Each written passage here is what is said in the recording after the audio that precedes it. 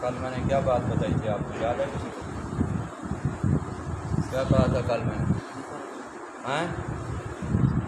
ذکر کا طریقہ تو پہلے دن بتایا تھا. کل پوچھا تھا کس کس نے کیا ہے. تو نے کیا تھا؟ اب کیا تھا؟ شاباش. ہاں بھائی ذکر کس کس نے شروع کیا ہے؟ شاباش. اب دیکھو بہت سارے بچے ہیں جو ذکر شروع کر دیا. ٹھیک ہے، سب نے کرنا ہے، چاہے تھوڑی دیر ہو چاہے دیر ہو، صبح کو شام کو یہ ذکر روزانہ کرنا ہے، زندگی بھر کرنا ہے. جیسے جسم کو غذا دی جاتی ہے ایسے روح کو بھی غذا کی ضرورت ہے. جسم کی غذا مٹی سے پیدا ہوتی ہے کیونکہ جسم مٹی سے پیدا ہوتا ہے. جسم کس سے بنا ہے؟ مٹی سے بنا ہے. تو اس کی غذا بھی کہاں سے بنتی ہے؟ مٹی سے. گندم کھاتے ہو کہاں سے پیدا ہوتی ہے؟ چاول کھاتے ہو کہاں سے پیدا ہوتے ہیں؟ اس طریقے سے جتنی چیزیں تم کھاتے ہو مٹی سے پیدا ہوتے ہیں. کون؟ درخت، فصلات، اناج.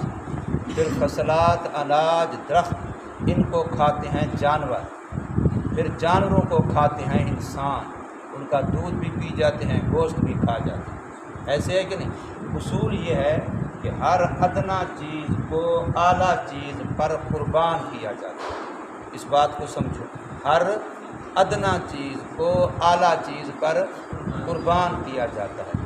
آپ کی جان اعلیٰ ہے، آپ اس پر پیسے قربان کر دیتے ہیں.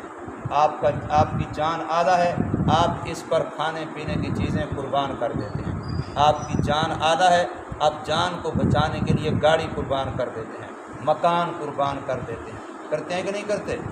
جان اعلیٰ ہے اس لیے اعلیٰ پر ادنا کو قربان کیا جاتا ہے. اعلیٰ پر مٹی ادنا ہے، اس کو قربان کیا جاتا ہے درختوں کو بنانے پر.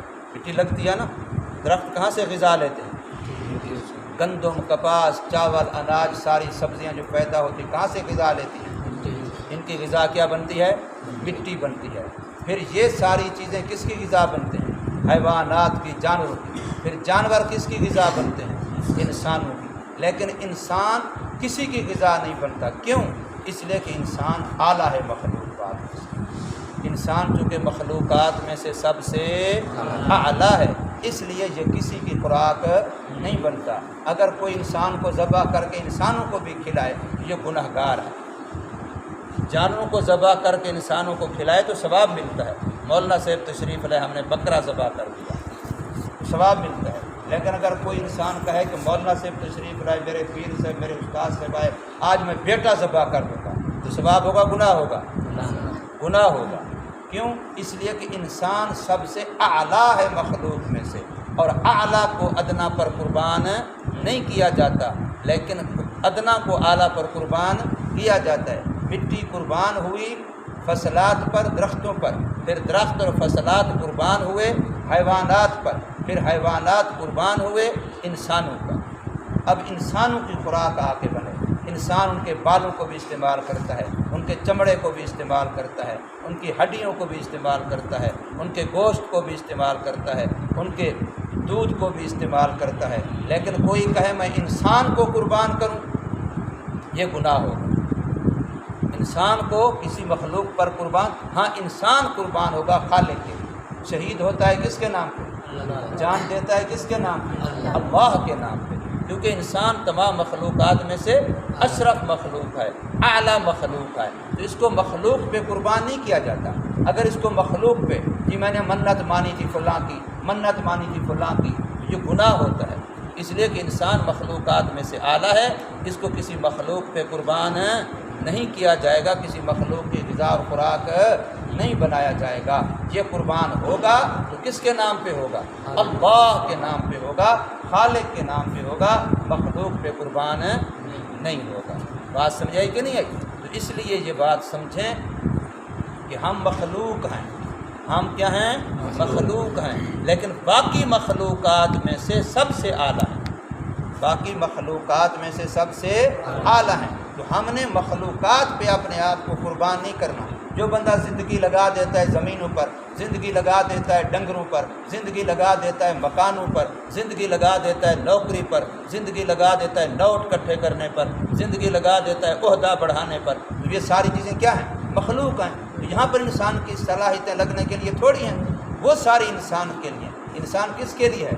اللہ کے لیے۔ الدنیا خلقت لکم، ساری دنیا تمہارے لیے بنی، وانتم خلقتم للآخرہ، اور تم آخرت کے لیے بنے ہو، اللہ کے لیے بنے ہو۔ تم مکان بنانے کے لیے نہیں بنے ہو، تم عہدے بنانے کے لیے نہیں بنے ہو، پیسے بنانے کے لیے نہیں بنے ہو، تم کس کے لیے بنے ہو؟ آخرت بنانے کے لیے بنے ہو۔ کس کے لیے بنے ہو؟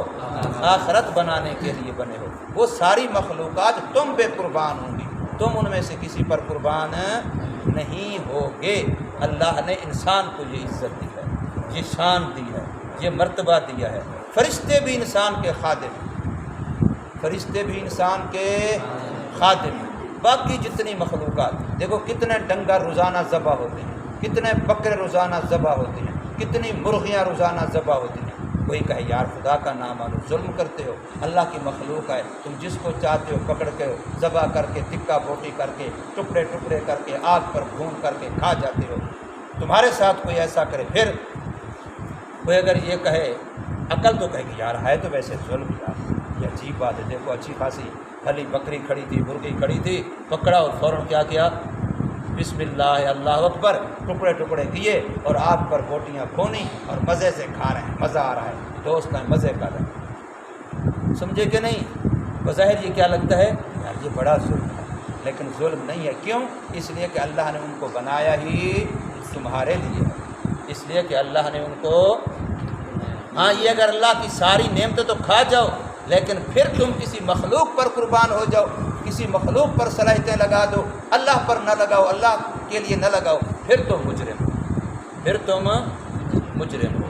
اس لیے میں نے عرض کیا ذکر کی عادت بناؤ، اپنے دلوں کو اللہ کی ذات سے آباد کرو، اپنے دل کو اللہ کی ذات سے آباد کرو، اپنے دل کو اللہ کی ذات سے آباد کرو، سمجھے؟ ذکر کن ذکر تا ترا جان است، ذکر کن ذکر تا ترا جان است۔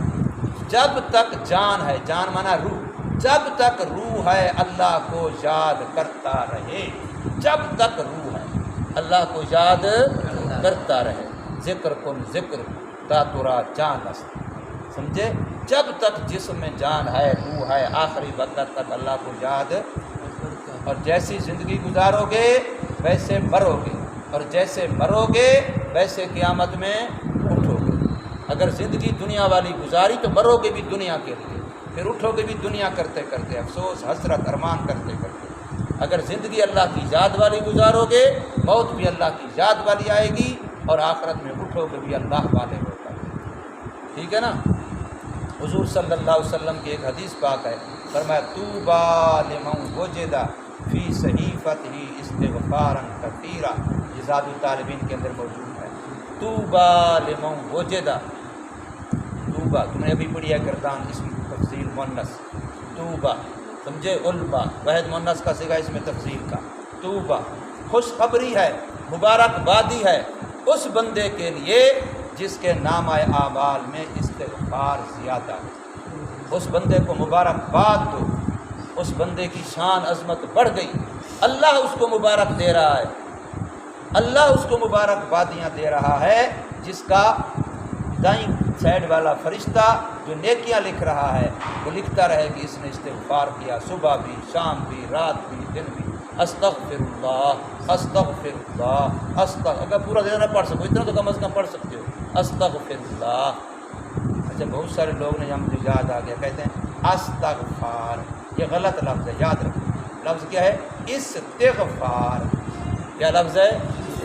استغفار۔ یہ جو لوگ کہتے ہیں استغفار استغفار، یہ غلط لفظ ہے، عربی ہے نا، تو عربی کی زبان میں پڑھتی ہے نا، یہ تو نہیں کہ عربی کو پنجابی بنا دو، عربی کو فارسی بنا دو۔ جیسے کل میں نے کہا تھا، کیا کہتے ہیں؟ نماز پڑھی کرو ثواب کھینچ لے، نماز پڑھی کرو پھر کیا ہوگا؟ ثواب، ثواب نہیں ثواب، سمجھے؟ عربی کا لفظ ہے نا ثواب، تو پھر ثواب کہو، ثواب کہنا تو اس کا ثواب کا معنی ہے عربی میں گالی دینا۔ شیعہ کو کیا کہتے ہیں؟ سبی شیعہ، سبی کا معنی وہ صحابہ کو گالی دیتے ہیں ریاض، سب کا معنی گالی دینا۔ ہمارے سارے پنجابی بھی ایسے طرح کی بھی ایسے کہتے ہیں ابا نماز پڑھی کرو بڑا ثواب ملتا ہے، ثواب ملتا ہے۔ تو ثواب کا معنی گالی دینا ہے اللہ کے بندے، کیا لفظ ہے؟ ثواب۔ اسی طریقے سے یہاں بھی کیا لفظ ہے؟ استغفار۔ کیا لفظ ہے؟ استغفار۔ استغفار کیا کرو، استغفار کرو، استغفار کرو غلط لفظ ہے، کیا کہا کرو؟ استغفار کیا کرو، کیا کرو؟ استغفار، یہ صحیح لفظ ہے عربی گرامر کے لحاظ سے۔ تو کثرت سے استغفر اللہ تعالی ربی من کل ذنب و، اور بھی سیکھے آتے ہیں۔ پانچواں کلمہ کیا ہے؟ سید الاستغفار۔ پانچواں کلمہ کیا ہے؟ اس کو کبھی کبھی پڑھ لیا کرو، کبھی کبھی سے مراد ہے صبح شام روزانہ، یہ نہیں کہ مہینے میں کوئی ایک دفعہ، روزانہ پڑھ لیا کرو، 2-4 دفعہ روزانہ پڑھ لیا کرو۔ بلکہ جس وقت نماز سے پہلے بیٹھے ہوتے ہو، ابھی پتہ ادھر دیکھا 1 منٹ رہتا ہے، تو پہلا کلمہ، دوسرا کلمہ، تیسرا کلمہ، چوتھا کلمہ، پانچواں کلمہ، چھٹا کلمہ، ایسے ایک دفعہ پڑھتے کیا۔ تو اب جس وقت بھی پڑھا اس نیت سے پڑھا کہ گویا میں ابھی نئے سرے سے اسلام کی تجدید کر رہا ہوں، دیا کر رہا ہوں، مکان کو نئی کلی کرو نا، دیا چونا کرو، سارے پچھلے داغ دھبے ختم، صاف شفاف ہو جاتا ہے۔ سال کے بعد کہتے ہیں نا ایک دفعہ نئی کلی کر لو، نیا چونا کر لو، نئے سرے سے وہ پینٹ کر لو مکان کو۔ تو یہ استغفار کرنا، یہ گویا کہ نیا پینٹ کرنا، ایمان کو نیا کرنا ہے، ایک دفعہ پچھلے گناہ سارے ختم جس وقت آپ کلمہ طیبہ اس نیت سے پڑھتے ہیں۔ اللہ پاک سب کو عمل کی توفیق۔ الحمدللہ۔